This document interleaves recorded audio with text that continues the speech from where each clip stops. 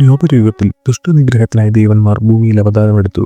പക്ഷെ തന്റെ വാത്സല്യപുത്രനായ വർച്ചസിനെ ഭൂമിയിലേക്ക് അയക്കാൻ ചന്ദ്രൻ വിസമ്മതിച്ചു.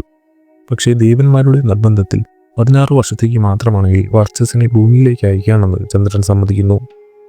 അങ്ങനെയാണ് വർച്ചസ് അർജുനന്റെയും കൃഷ്ണ സഹോദരി സുഭദ്രയുടെയും പുത്രനായ അഭിമന്യുവായി ഭൂമിയിൽ ജനിക്കുന്നത്. അഭിമന്യുവിന്റെ കഥ ആരംഭിക്കുന്നത് അർജുനന്റെയും സുഭദ്രയുടെയും വിവാഹത്തിൽ നിന്നാണ്. പാണ്ഡവർ വനവാസത്തിലായിരുന്ന കാലത്ത് അർജുനൻ കൃഷ്ണനെ കാണുവാനായി ദ്വാരകയിലേക്ക് എത്തുന്നു. അവിടെ വെച്ചാണ് അദ്ദേഹം ശ്രീകൃഷ്ണ സഹോദരിയായ സുഭദ്രയെ കാണുന്നത്. ഇരുവരും പരസ്പരം സ്നേഹത്തിലായി. എന്നാൽ യാദവ കുലത്തിലെ മറ്റു രാജാക്കന്മാരും ദുര്യോധനനും സുഭദ്രയെ വിവാഹം കഴിക്കാൻ ആഗ്രഹിച്ചിരുന്നു. ഈ സാഹചര്യത്തിൽ ശ്രീകൃഷ്ണന്റെ നിർദ്ദേശപ്രകാരം അർജുനൻ സുഭദ്രയെ വിവാഹം ചെയ്തു.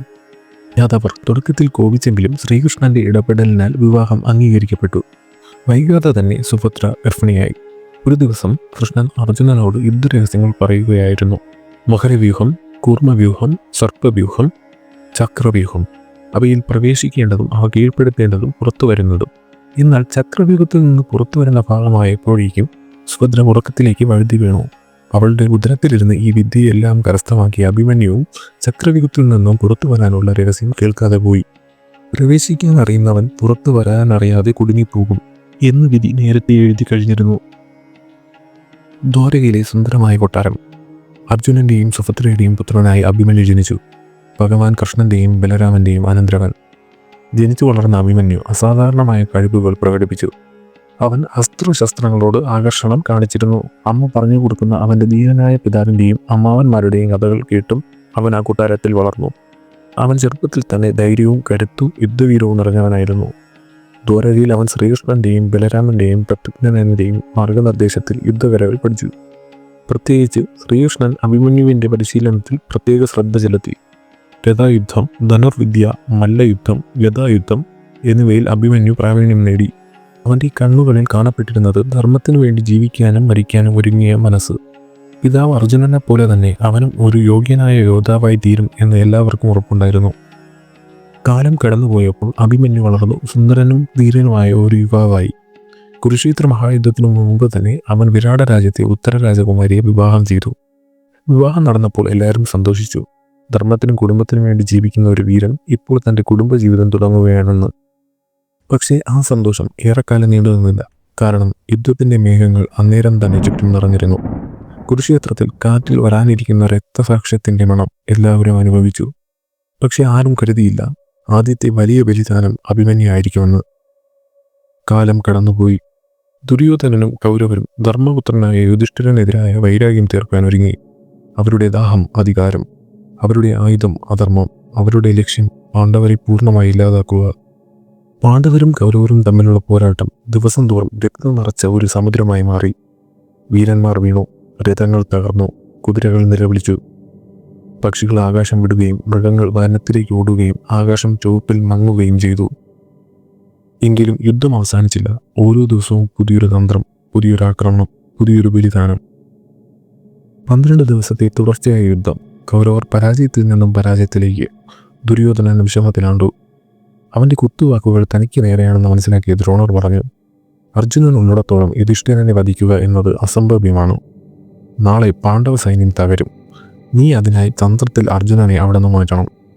നാളത്തേക്കായി പുതിയൊരു പദ്ധതി അവർ തയ്യാറാക്കി. ദ്രോണർ യുദ്ധഭൂമിയിലേക്ക് നോക്കി നിന്നു.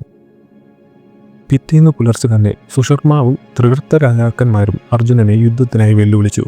അതിൽ കോപിഷ്ഠനായ അർജുനൻ കുരുക്ഷേത്ര ഭൂമിയുടെ തെക്കുവശത്തായി സുശർമനുമായി യുദ്ധം ചെയ്യാൻ പോയി. സൂര്യൻ തീ പോലെ കത്തുന്നു. പുഴുക്കൾ പോലും നിലത്തു നിന്ന് രക്ഷപ്പെടുന്നു എന്ന് തോന്നും. യുദ്ധഭൂമിയിൽ മനുഷ്യരക്തം നദിയാകുന്നു. ആ ദിനം കൗരവർ സജ്ജമായിരുന്നു. ദ്രോണാചാര്യർ ഒരു പ്രത്യേക വ്യൂഹം തയ്യാറാക്കി. അതിൻ്റെ പേര് ചക്രവ്യൂഹം. ദ്രോണാചാര്യൻ്റെ മാരകതന്ത്രം. വൃത്താകൃതിയിലുള്ള കാറ്റിനെ പോലെ ചലിക്കുന്ന പക്ഷെ ഇരുമ്പിനെ പോലെ അടച്ചിട്ട ഒരു മാരക വ്യൂഹം. പ്രവേശിക്കാൻ അറിവുള്ളവർ കുറവാണ്, പുറത്തു വരാൻ കഴിവുള്ളവർ അതിലും കുറവ്. അർജുനനാണ് അതിൽ വിദഗ്ധൻ. അതുകൊണ്ടാണ് ദ്രോണാചാര്യൻ അർജുനനെ അവിടെ നിന്ന് മാറ്റിയത്. പാണ്ഡവർ ഭീതിയോടെ നോക്കി നിന്നു. ഇതാരാണ് കിടക്കുക? ഭീമനും നകുലനും സഹദേവനും വ്യൂഹത്തിൻ്റെ രഹസ്യം അറിയില്ല. അപ്പോൾ അഭിമന്യു മുന്നോട്ട് വന്നു. ഞാൻ കിടക്കാം, ചക്രവ്യൂഹത്തിലേക്ക് ഞാൻ കിടക്കാം. പക്ഷെ എനിക്ക് പുറത്തു വരാനുള്ള മാർഗം അറിയില്ല. മറ്റു വഴികളില്ലാതെ യുധിഷ്ഠിരൻ പറഞ്ഞു, നീ പ്രവേശിച്ചാൽ മതി, ഞങ്ങൾ നിന്റെ പിന്നാലെ വന്ന് നിന്നെ സഹായിക്കാം.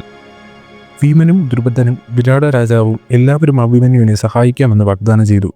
അഭിമന്യു അഭിമാനത്തോടെ പറഞ്ഞു, ഞാൻ അർജുനപുത്രനാണ്. ദ്രോണരുടെ ചക്രവ്യൂഹം ഞാൻ തകർക്കും. ആ മഹാരഥന്മാരെ ഞാൻ വധിക്കും. അഭിമന്യു തന്റെ രഥവുമായി ചക്രവ്യൂഹത്തിലേക്ക് തിരിച്ചു. രഥസാരഥിയായ സുമിത്രൻ അഭിമന്യുവിനോട് പറഞ്ഞു, ദ്രോണരുടെ ചക്രവ്യൂഹത്തിനുള്ളിൽ ചതി ഒളിച്ചിരിപ്പുണ്ടാവാം. പക്ഷേ അഭിമന്യു യുദ്ധാവേശത്തിൽ ദ്രോണരുടെ നേരെ തേര് തെളിയിക്കാൻ പറയുന്നു. അവന്റെ രഥം മുന്നോട്ട് പാഞ്ഞു.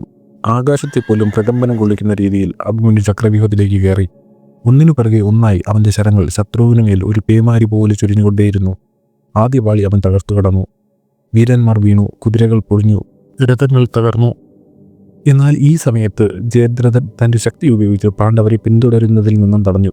ശിവന്റെ വരപ്രാപ്തനായ ജയദ്രഥന് ഒരു ദിവസത്തേക്ക് അർജുനൻ ഒഴികെയുള്ള എല്ലാ പാണ്ഡവരെയും തടയാനുള്ള കഴിവുണ്ടായിരുന്നു.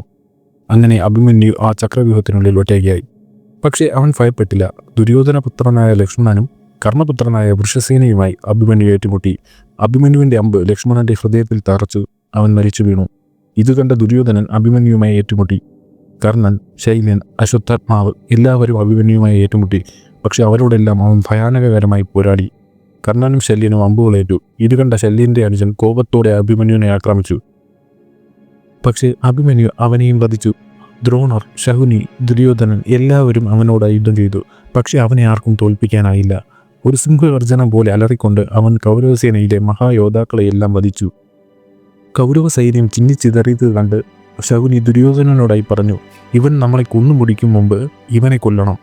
ദ്രോണാചാര്യരോട് ചോദിച്ച് വേണ്ടത് ചെയ്യുക. ദ്രോണർ പറഞ്ഞു, ഇവനെ തോൽപ്പിക്കാൻ നമുക്ക് കഴിയില്ല. 100 അർജുനന്മാർ ഒന്നിച്ച് യുദ്ധം ചെയ്യുന്നത് പോലെയാണ് വില്ലേന്തി അഭിമന്യു യുദ്ധം ചെയ്യുന്നത്. പുറകിൽ നിന്ന് അമ്പ് ചെയ്താൽ ഇവന്റെ വില്ല് ഞാനോടുകൂടി അറുക്കാം. പിൻപുറം സൂതനെയും വീഴ്ത്താം. അവന്റെ കയ്യിൽ വില്ലുള്ളിടത്തോളം അവനെ ജയിക്കുക ദേവാസുരന്മാർക്ക് പോലും കഴിയില്ല. കർണൻ അഭിമന്യുവിന്റെ വില്ല് നുറുക്കി.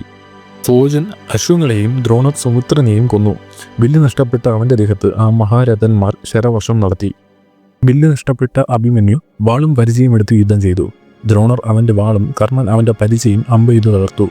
അഭിമന്യു തന്റെ രഥചക്രം ഉപയോഗിച്ച് പോരാടി. ഒട്ടേറെ വീരന്മാരെ അവൻ അതുപയോഗിച്ച് വീഴ്ത്തി. രഥചക്രം അവൻ അശ്വത്ഥാത്മാവിന്റെ നേരെ എറിഞ്ഞു. അത് അവന്റെ കവചത്തിൽ പതിച്ച് തകർന്നു. പിന്നെ ഗദയുമായി യുദ്ധം ആരംഭിച്ചു. അശ്വത്തോടു കൂടിയ ദുശാസനപുത്രന്റെ രഥം അഭിമന്യു ഗദ കൊണ്ടടിച്ച് തകർത്തു. ഗദയുമെടുത്ത് അവൻ അഭിമന്യുവിനോട് പാഞ്ഞെടുത്തു. ആ വീരന്മാർ ഗദയുമായി പരസ്പരം കൊല്ലാനിറങ്ങി. പരസ്പരം പോരടിച്ച് രണ്ടുപേരും ഭൂമിയിൽ വീണു. ദുശാസനപുത്രൻ ഉടനെ പിടഞ്ഞെണീറ്റു. എഴുന്നേൽക്കാൻ ഒരുങ്ങിയ അഭിമന്യുവിനെ അവൻ തഞ്ചത്തിൽ തലക്കടിച്ചു. ഗദാവേശം കൊണ്ടും അത്യധികമായ ആയാസം കൊണ്ടും ശത്രുനാശകനായ സുഭദ്രാപുത്രൻ ഉയർന്നു ഭൂമിയിൽ മോഹിച്ചു വീണു. അപ്രകാരം പലരും കൂടി അഭിമന്യുവിനെ കൊന്നു.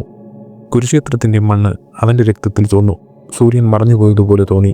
കാറ്റുപോലും നിശബ്ദമായി. പക്ഷികൾ പറക്കുന്നത് നിർത്തി. യുദ്ധഭൂമി ശൂന്യമായി. വീണുകിടന്നിരുന്ന അഭിമന്യുവിന്റെ രഥചക്രം. എന്നാൽ അവന്റെ പേര് കാലത്തിന് മായ്ക്കാൻ കഴിയില്ല. അഭിമന്യു ധീരനായ യോദ്ധാവ്.